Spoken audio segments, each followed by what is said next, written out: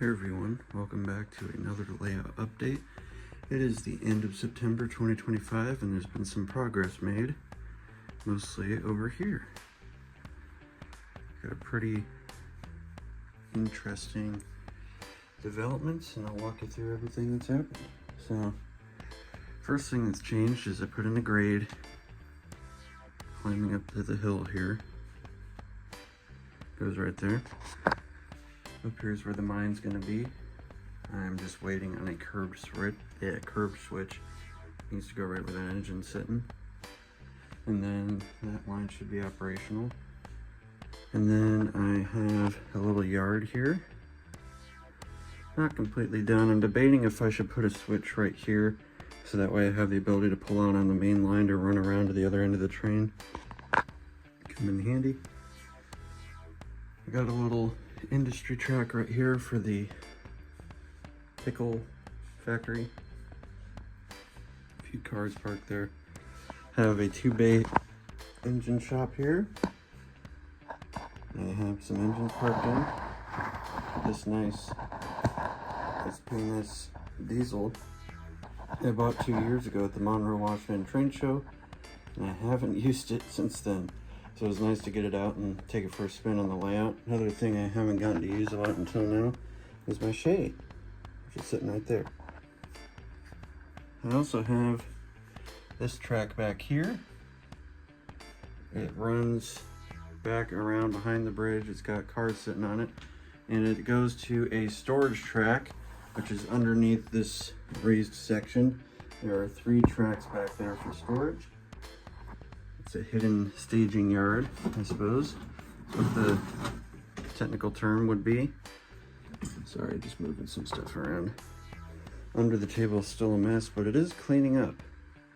I just did some organization and I got a couple boxes of cars I'm probably going to be selling. I'm trying to get a booth at the Kent Boeing Model Railroad Employee Swap Meet, so if I get a booth, come see me. I'll be selling off some cars, some engines, probably an HO and O scale.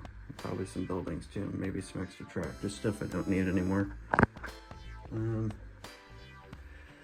Yeah, so I got all that mostly done. The track work's mostly done. All that needs to be done is to finish this, and there's probably gonna be 3, maybe 4 storage tracks up here for the mine.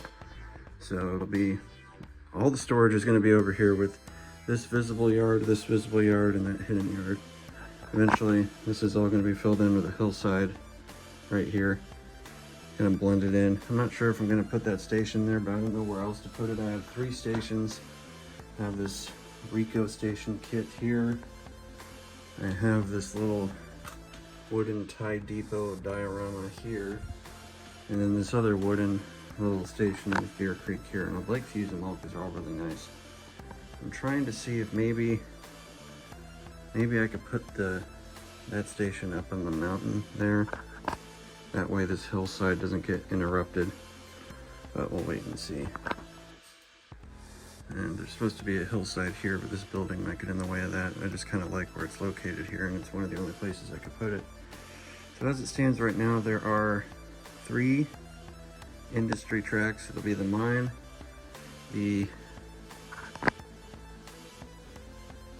barrel, I think this is the barrel factory is what it is. And then over here is the actual pickle factory. And I actually have this little Heinz 57 pickle car, and I need to switch the trucks out and put some Katy couplers on. So that will probably be parked here with a couple of box cars on these 2 industry tracks here.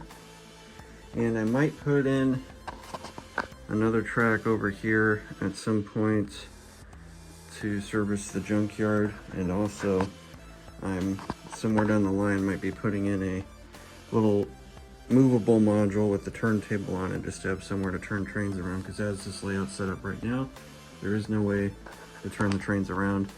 I looked at the possibility of trying to fit a Y into the tunnel here, but it just didn't work out. I don't have room for a Y the way the layout is set up in here. There's not a very big room. I also got these lights that I got on Amazon. They're pretty neat. They just stick up under the shelf here to light this shelf. They have a few different options as far as types of light. You can do more of a yellow light, more of a blue light, and more of a natural light, which is what I leave it at. They are motion detected, so they turn on while they come into the room. I was trying to figure out where to plug it in at, and I ended up just plugging it into the USB on my router. So I also moved my computer desk in here. I got it out of my room. I didn't like having it in there because I don't like the lights. I was always unplugging my computer, so it would never be updated when I did decide to use it.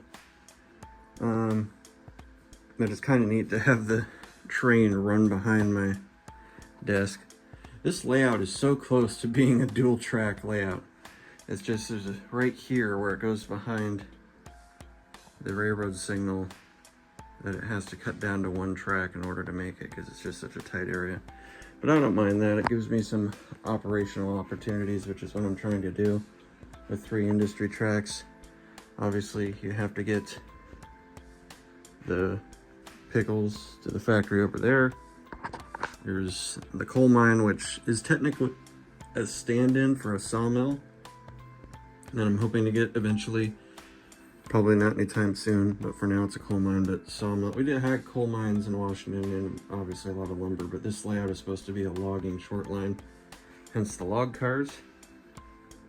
I picked these up a while ago. They are IHC log cars. And I actually have a whole box down there. I've only pulled out about 5, but I actually have about 30 of them. So eventually when this gets swapped out for the sawmill, I'll have a crud ton of log cars parked up here. I might try to squeeze in a couple more sidings. I like storage, but also storage isn't a fun thing to look at, typically.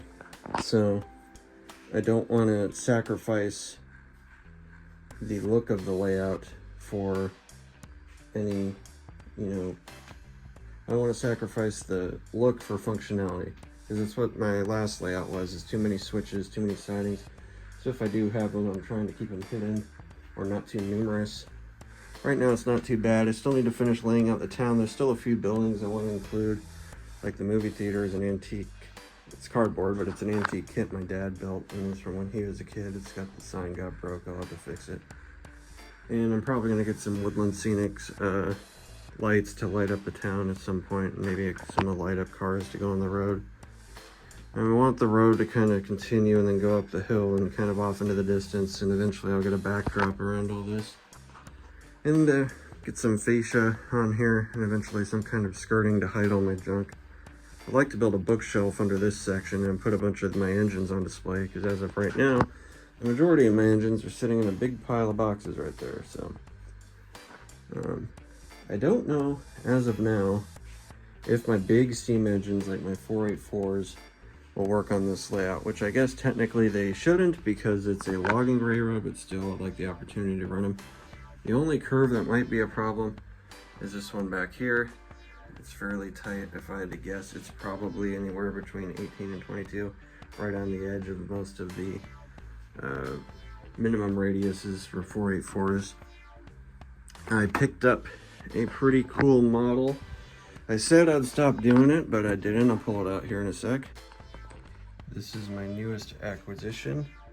It is a beautiful brass model of Rainier 45, which some of you in the Pacific Northwest may know. It was on display in Hoquiam for many years, up where it ran. And then it kind of floated around at Mount Rainier Scenic Railroad, Oregon Coast Scenic Railroad for a little bit. And now it is back at the Polson Museum in Hoquiam in pieces last time I saw it. But seeing it assembled here, it's truly a beautiful little engine. I would run it for you, but unfortunately at this time it does not have DCC installed on it. So at some point down the line, my plan is to get DCC and sound installed onto this layout, and then I'll be able to run it alongside my Polson or Rainier 70 HO model, which some of you may have seen very briefly in a short. Bit of tragedy with that is I forked out some big bucks to get a DCC installation in it. I had a custom rear end for the cabinet. It was pretty neat. Sat in a box for about a month because my layout was in pieces and I didn't have anywhere to run it. I brought it over to the Boeing Employees Model Railroad Club with the intention to run it around the layout.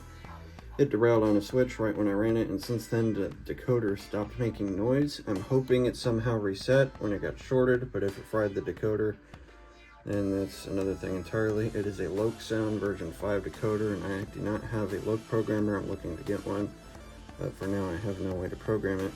It's currently with one of the club members up at the Boeing Employee Model Railroad Club. He was going to see if he could take a look at it and hopefully see if it's a programming issue. If not, then I'm going to have to get a new Lokesound decoder and see if it's something easy that I can just unplug and plug back in. But when that gets running, you'll definitely see it a lot in videos because I'm really looking forward to running it. And I didn't even get a chance to run it after I got the installation done, which is quite a shame. So I'm hoping to do that. And hopefully somewhere down the line, this little engine could be running with it and we can have a Rainier double header somewhere down the line.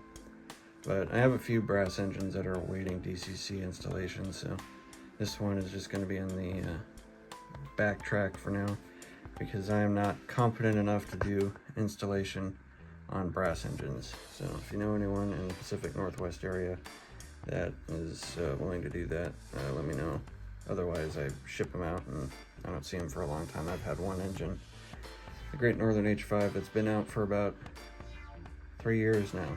So still waiting in the queue to get an installation, which is too bad because it was meant to be a gift for my dad, but he never got a chance to see it. But hopefully somewhere down the line I'll have that back and have some cool prototypes to run around.